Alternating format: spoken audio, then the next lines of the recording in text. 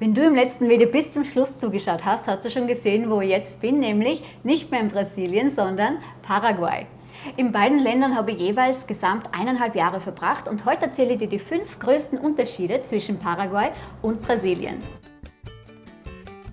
Danke erstmal für die vielen Kommentare. Brasilien scheint ja bei vielen wirklich auf einen Nerv zu treffen. Von Brasilien ist top bis zu Brasilien niemals. Ich bin jetzt schon gespannt, was du über Paraguay sagen wirst, weil auch wenn es als Reiseland oft übersehen wird, ist es beim Einwandern ganz vorne. Der erste Eindruck, wenn du in einem der beiden Länder ankommst, zeigt dir sofort, Brasilien wirkt auf den ersten Blick moderner, große Städte, Hochhäuser und ein insgesamt einfach fortschrittlicheres Erscheinungsbild. Vieles ist digital, Kartenzahlung ganz normal, auch in kleinen Orten am Land. Paraguay hingegen wirkt oft wie eine Zeitreise, vor allem in Büros oder Einwanderungsbehörden, wo man noch haufenweise Papierstapel sieht und alte Einrichtungen und altmodische Ausstattung. Aber vielleicht liegt genau da ein Vorteil, weil wer in Paraguay gut recherchiert, kann auch hier noch Dinge günstiger kriegen, auch in der Stadt. Ich habe vor 2 Jahren ja noch eine etwas andere Meinung gehabt, weil vielleicht kennst du noch mein Video von damals, von der Wohnungsbesichtigung. Die Wohnung war um $200.000 hier in Asunción und das waren 90 Quadratmeter. Aber es hat sich herausgestellt, dass die Dicke der Wände und einen Prozentteil des Gemeinschaftsbereichs mit eingerechnet haben. Also eigentlich waren es dann nicht mehr 90 Quadratmeter für $200.000, sondern 75 Quadratmeter.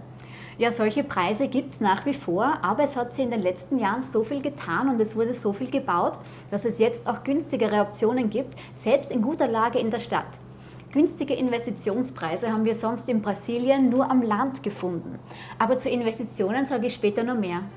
Klima und Natur. Ein Hauptunterschied, ganz klar, Brasilien hat das Meer und Paraguay nicht. Wer Strände mag, wird sich hier schwer tun, Paraguay zu mögen. Die Natur wird oft beschrieben als weniger spektakulär oder langweilig. Es ist schon auch sehr grün, auch in der Stadt, das liebe ich eigentlich sehr in Asunción. Aber die meisten, ich sag mal, deutschen Auswanderer, die wollen eigentlich aufs Land. Die Temperaturen können in Brasilien angenehmer sein, wenn man gezielt die Regionen auswählt. Ich habe ja schon oft von einer Gegend in Bahia gesprochen, zwischen Ilhéus und Porto Seguro, ganzjährig 25 bis 27 Grad. Doch das Inland Brasiliens hat mich sehr an Paraguay erinnert, vor allem in Landschaft und Vegetation. Wenn du dort tagelang mit dem Auto durchfährst, das schaut ganz gleich aus. Und im Inland Brasiliens kann es wie in Paraguay auch mal 40 Grad haben. Heute haben wir nur 38. So der Traum von seine Ruhe haben, Selbstversorger, Aussteiger sein, da hat man hier in Paraguay den idealen Rückzugsort.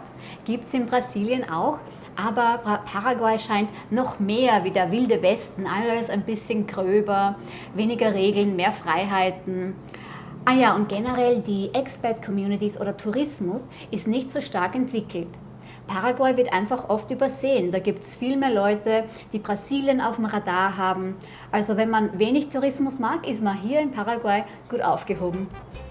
Beim Einkaufen ist Paraguay ein Shoppingparadies. Wie schon im letzten Video erwähnt, wer in Südamerika gut wohnen und essen möchte, der zahlt dafür. Aber für viele Brasilianer ist Paraguay vor allem ein Shoppingparadies, weil technische Produkte, Elektronik, viele Importwaren sind hier günstiger. Besonders in Ciudad del Este. Kennst du den Ort? Es ist meistens der einzige Ort, den die Brasilianer in Paraguay kennen, gleich über der Grenze und auch der Grund, warum sie Paraguay oft nicht so gerne mögen. Weil Ciudad del Este wirkt so wie ein chaotischer Basar.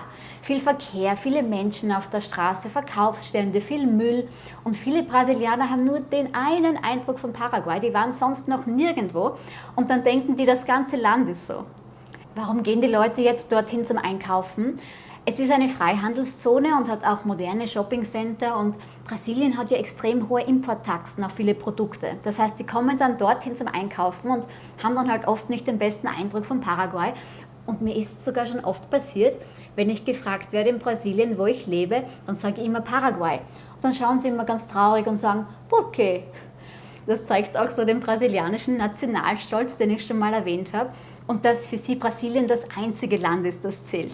Die Paraguayer sind in der Hinsicht viel zurückhaltender, viel entspannter. Die reden mit dir, wenn du magst, aber die lassen dich auch in Ruhe. In Brasilien gibt es immer irgendwen, der mit dir reden möchte, ob du gerade magst oder nicht. Oh, übrigens, ich sehe gerade, mir fehlen nur noch ein paar Abonnenten, bis ich mehr habe als der Paul auf seinem Kanal. Deshalb, wenn dir meine Beiträge etwas bringen und du dadurch auch mal was Neues lernst, abonniere jetzt meinen Kanal. Der Paul hat ja auch Videos von Paraguay und Brasilien auf seinem Kanal von einer eher gröberen, männlicheren Perspektive, findest du in der Beschreibung. Aber jetzt bist du hier bei mir mal gut aufgehoben. Gut, wir können jetzt über Investments sprechen. Oder, ich weiß nicht, soll ich den Punkt vielleicht jetzt erwähnen, die Steuern? Mach mal vielleicht Steuern und beim nächsten Mal mache ich dann Investment und Immobilien. Mach mal so. Also, Steuern in Paraguay. Der Punkt ist leicht, weil Paraguay hat die Territorialsteuer. Was bedeutet, keine Steuern auf Einkommen, was außerhalb von Paraguay verdient wird. Das ist für Online-Geschäfte gut, für digitale Dienste. Dann gibt es eine flache Einkommensteuer von nur 10% auf paraguayisches Einkommen. Brasilien hat da bis zu 27,5%. Dann hat Paraguay eine geringe Mehrwertsteuer, die IVA oder VAT von 10%, auch niedriger als in Brasilien. Brasilien hat ja bis zu 25% und generell ist das Steuersystem in Brasilien viel komplexer. Auch die Unternehmensgründung in Paraguay hat geringe Abgaben, also ideal für Selbstständige und Unternehmer. Aber was heißt das jetzt für Einwanderer? Der Vorteil in Paraguay ist, wer ein Unternehmen haben will oder als digitaler Nomade unterwegs ist, spart in Paraguay an Steuern. In Brasilien gibt es mehr Bürokratie, höhere Abgaben, was es für Selbstständige schwieriger macht. Das heißt, wer eine steuerfreundliche Lösung sucht, hat in Paraguay eine der besten Optionen in Südamerika. Übrigens, wenn du jemanden kennst, der sich mit internationalem Steuerrecht auskennt, bitte gerne melden, weil es kommen immer wieder Anfragen von Leuten. Letzter Punkt, der permanente Aufenthalt. Paraguay macht es Einwanderern ja leicht, dass sie eine dauerhafte Aufenthaltsgenehmigung bekommen. Warum das so ist, erkläre ich gleich. In Brasilien aber ist der Weg zur Permanente komplizierter und auch mit mehr Bürokratie verbunden und deshalb entscheiden sich einfach viele für Paraguay als Einwanderungsland, weil es einfach einfacher ist und kostengünstig. Falls du aber auf jeden Fall nach Brasilien willst, dort gibt es verschiedene Visa, durch Investition, durch Firmengründung, digitale Nomaden, Rentnervisa. Ich gehe jetzt nicht auf Heirat und Kindergebären ein, weil das ist in beiden Ländern so. Preislich, in Paraguay entscheiden sich die meisten für den normalen Weg zur Permanente, auch wenn sie Rentner sind, digitale Nomaden oder einfach nur Auswanderer, weil man hat nur den Aufwand zu Beginn und dann geht es aber schneller und billiger als sonst in jedem anderen Land. Aber sei vorsichtig und informier dich gut, wenn du einwanderst und auch bei allen anderen Dingen, die du angehst. Ich möchte dir vielleicht kurz was erzählen, was bei uns damals passiert ist, weil vielleicht passiert dir das auch mal. Wir haben in einer Gruppe online eine gefunden, die Einwanderung macht und wir haben dir einige Fragen gestellt und ja, sie hat die Fragen beantwortet, aber ein paar Tage später schreibt sie uns dann und sagt, dass sie eigentlich Geld dafür möchte. So, ich finde jetzt, wenn man etwas anbietet, muss man den Leuten erst einmal Informationen geben und dann entscheiden sich die Leute, ob sie kaufen wollen oder nicht, oder? Und nicht im Nachhinein mit mehr Kosten kommen. Wir haben dann zum Glück einen seriösen Kontakt gefunden, der uns alle unsere Fragen beantwortet hat, bis wir keine einzige Frage mehr hatten und dann haben wir gewusst, das ist unser Mann. Aber denke daran, nur weil jemand von da ist, wo du her bist, heißt das nicht, dass der dein Bestes im Sinn hat. Vielleicht fragst du dir jetzt, warum Einwanderung nach Paraguay eigentlich so einfach ist und warum hat Brasilien eigentlich nicht auch so ein lockeres Einwanderungssystem? Ende des 19. Jahrhunderts gab es den Krieg der Triple Alliance. Das war Argentinien, Uruguay, Brasilien gegen Paraguay.